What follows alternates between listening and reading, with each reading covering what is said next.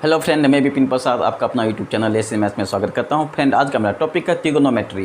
Friend, इस topic को start करने से पहले अगर आप इस चैनल पर नए हैं, चैनल को सब्सक्राइब कीजिए, साथ साथ बेल आइकन को अवश्य दबाइए ताकि नए नए वीडियो की जानकारी मैं समय पर दे सकूँ।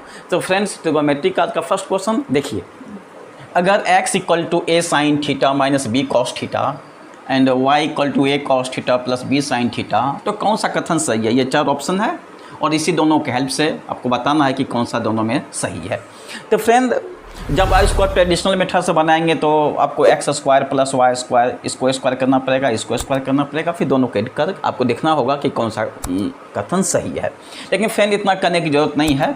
आप इसमें थीटा के जगह पर 0 डिग्री पुट कर दीजिए या theta equal to 90 degree put कर दीजिए। दोनों में से जो आपको इच्छा है वो पुट कर दीजिए। क्लियर? या थीटा की जगह पर 30 डिग्री पुट कर दीजिए, थीटा की जगह पर 60 डिग्री पुट कर दीजिए, थीटा की जगह पर 45 डिग्री पुट कर दीजिए। उससे कोई फर्क पड़ने वाला नहीं है, आंसर वही आएगा।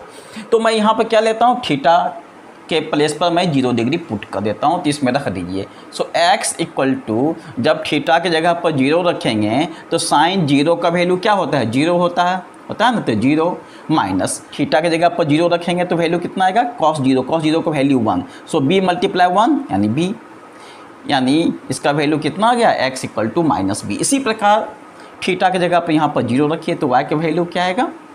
थीटा की जगह पर 0 रखिएगा तो cos 0 का वैल्यू 1, a को 1 से मल्टीप्लाई करेंगे तो a आएगा प्लस, और थीटा की जगह पर 0 रखिएगा तो साइन 0 0 और b मल्टीप्लाई 0 0 यानी a प्लस 0 यानी a। x का वैल्यू माइनस बी आया और y का वैल्यू a आया। बायां पक्ष चलिए और दिखा दीजिए दायां पक्ष के इक्वल है कि नहीं है। तो फर्स्ट में इसमें रखता हूँ मैं, तो x square plus y square में जब यह वैल्यू रखेंगे, एक्स की वैल्यू क्या है? माइनस बी, तो माइनस बी का स्क्वायर और वाई का वैल्यू क्या है? रख दीजिए ये, तो इसका वैल्यू कितना आ जाएगा? बी स्क्वायर प्लस ए स्क्वायर, जो इसके इक्वल है। इसलिए ऑप्शन क्या होगा? ए सही होगा। अब मैं ले चलता हूँ क्वेश्चन नंबर 2 की ओर। 1 plus cos theta minus cosec theta multiply 1 plus tan theta plus sec theta का मान किसके बराबर है? तो फ्रेंड, अगर आप ट्रेडिशनल मेथड से सॉल्व कीजिएगा तो ज़्यादा टाइम लग जाएगा, तो मैं इसका एक बहुत ही शानदार तरीका मैं बता देता हूँ। मैं आपको क्या बताया हूँ, तो थीटा के जगह पर 0 पुट कीजिए, 90 डिग्री पुट कर दीजिए, 30 डिग्री पुट कीजिए, 45 डिग्री पुट कीजिए, वैल्यू सेम ही आता है, उसमें कोई फर्क नहीं पड़ता। लेकिन अब क्वेश्चन है क्या यहाँ पर थीटा इक्वल टू 0 रखेंगे, लेकिन थीटा इक्वल टू 45 एक ऐसा है ना जो फर्स्ट में भी रख सकते हैं, इसमें भी रख सकते हैं, और भी जो क्वेश्चन मैं बताऊंगा इस टाइप का उसमें भी आप रख सकते हैं, ठीक है। लेकिन यहाँ पर 0 क्यों नहीं रखेंगे? अब समझिए 0 क्यों नहीं रखेंगे, क्योंकि कॉट थीटा इक्वल टू होता है cos theta by sine theta होता है। अब थीटा के जगह पर जब 0 रखिएगा तो साइन 0 0 होता है, और थीटा की जगह पर 0 रखिएगा तो cos 0 1 और sin 0 0 यानी 1/0 अनडिफाइन होता है, इसलिए 0 हम तो रखेंगे नहीं।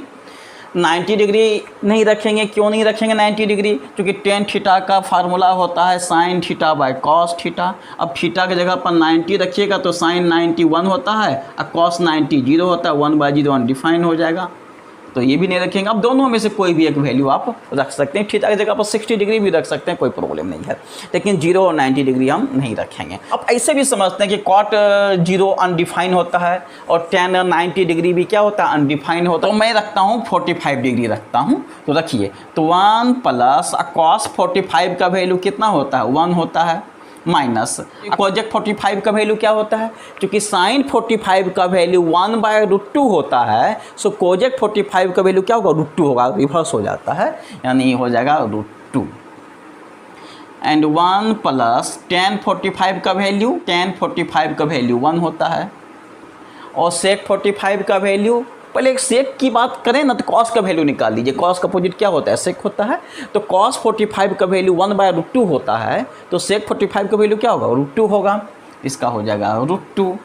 सो 1 + 1 2 माइनस √2, और ये क्या होगा? 1 + 1 2 और प्लस √2, और a minus b, a plus b के फार्मूला पर आ गया। और आप जानते हैं कि a plus b, a minus b का फार्मूला क्या होता है? a square minus b square होता है। तो यहाँ a के प्लेस पर क्या है? 2 तो 2 का स्क्वायर और माइनस बी स्क्वायर, b के जगह पर √2 है तो √2 का स्क्वायर, तो 2 का स्क्वायर 4 होगा और √2 का स्क्वायर 2 होगा, 4 - 2 यानी 2, यानी इसका ऑप्शन क्या हो जाएगा? b। क्लियर? अब मैं ले चलता हूँ लास्ट क्वेश्चन की ओर।